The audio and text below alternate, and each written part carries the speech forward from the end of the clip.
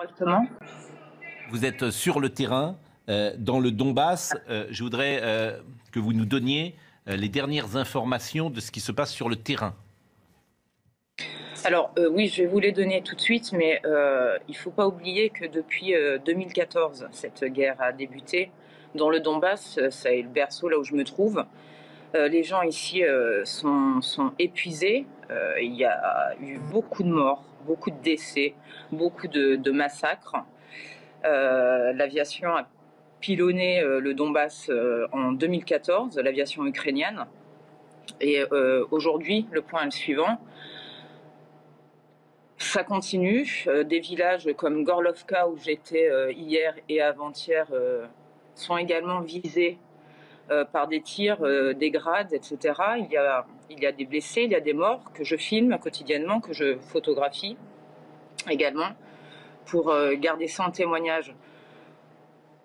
Je n'ai aucun message politique, hein, mais sachez simplement que depuis une semaine, on parle de ce conflit, mais il dure depuis 8 ans. Il y a eu 13 000 morts. 13 000 morts. Les gens sont épuisés, ils se sentent tous ukrainiens.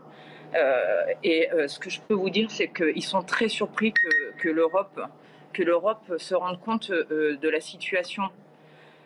Alors que pour eux, cette situation de bombardement, c'est de vivre dans des caves, etc., de recevoir l'artillerie lourde fréquemment. Je l'ai documenté en 2015. Pour eux, c'est un quotidien depuis 2014, je le répète. Ensuite, je vous interromps parce qu'il y a effectivement tout le monde ne comprend pas la situation aussi précisément, évidemment, que vous la vivez depuis de nombreuses années. Vous avez dit, et ça m'a surpris, tous les gens se sentent ukrainiens. Et vous avez rappelé que les bombardements étaient ukrainiens il y a quelques jours. Alors, mais quelque chose de grave que visiblement a échappé. La population du Donbass en 2014 a été ciblée par son propre gouvernement. La population russophone a été bombardée par le gouvernement de Kiev. Oui, voilà. J'ai toutes les preuves, donc je pourrais vous les fournir en rentrant en France. J'ai les images. J'ai un film là-dessus. C'est incontestable. Mais aujourd'hui, les bombardements ou les exactions, elles sont russes ou elles sont ukrainiennes? Du côté où je suis, elles sont ukrainiennes. Les Russes sont au cœur du pays. Et côté Donbass, donc près de la ligne de front, à Lugansk, où je vais bientôt me rendre, c'est l'armée ukrainienne. Je suis désolée de choquer tout le monde. Non, pas du tout. Mais pas du tout, au contraire. Et je ne défends pas Poutine. Hein, c'est simplement, moi je suis au plus près des civils. J'étais l'an dernier en Arménie. Je ne prends pas de position. Simplement. Ce que vous dites est factuel. Il faut quand... Ce que vous dites est factuel. Et ces populations aujourd'hui a bombardé sa population. Les enfants ont vécu 8 mois dans des caves. Le film que j'ai fait en 2015 est une preuve de toutes ces crimes de l'humanité. J'assume. Je vous invite à le regarder. Hier, j'étais avant-hier dans une école. 2 institutrices ont été coupées en deux, le corps coupé en deux. Je rencontre j'ai mis des photos sur mon mur Facebook, des babouchkas, parce que les gens qui n'ont pas, les plus âgés, les retraités n'ont pas pu quitter la zone.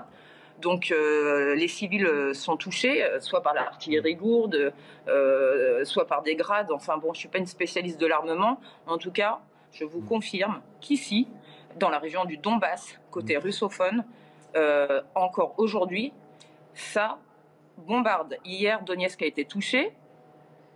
Et c'est évidemment le pouvoir central ukrainien, selon vous, qui déclenche ces bombardements. Alors, ce que je vous propose, est-ce que vous pouvez rester avec nous? Parce qu'on va recevoir Bernard-Henri Lévy dans quelques secondes, Anne-Laure Bonnel. Est-ce que vous pouvez rester avec nous et apporter votre témoignage? Parce qu'on doit marquer une pause. Oui, bien sûr. Bon, je vous en prie. Je vous remercie beaucoup Voilà, écoutez, simplement, cette guerre, la guerre, c'est horrible. Alors, j'ai pas de solution, je fais pas de politique, mais ce qui se passe, c'est très grave. Vous êtes écoutés par des millions de Français. J'espère qu'une désescalade sera possible, parce que quand vous voyez, depuis 2014, il y a 13 000 morts à peu près. Anne-Laure, vous êtes dans le Donbass depuis combien de temps? Je suis arrivée depuis lundi dernier. Et vous étiez à Paris la semaine dernière? Ouais. Merci. Merci beaucoup. Vincent Hervouette? Oui. Un commentaire sur ce qui vient d'être dit. Ah non, elle rappelle une évidence.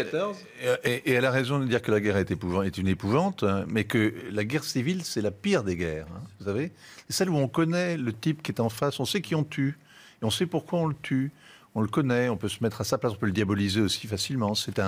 C'est l'ennemi avec lequel qui vous est le plus intime, donc c'est une guerre inexpiable. Et empêcher ce qui est en train de se dérouler sous nos yeux là en Ukraine, c'est à la fois une guerre à l'ancienne, mécanisée, c'est pas une guerre froide, hein, c'est une guerre de haute intensité, et en même temps, la situation est grosse hein, d'une guerre civile qui sera épouvantable. Les accords de Minsk sont jamais d'où la nécessité, Pascal, d'accueillir les réfugiés, les femmes, les enfants, d'être solidaires, il faut aider. Non, mais c'est important de le dire. C'est important de le dire. Bien sûr, évidemment. Merci Robert Ménard. Comment ? Ce que font des pays aujourd'hui sous sanctions européennes. Merci Robert Ménard. Merci Vincent Hervouette. On va recevoir Bernard-Henri Lévy.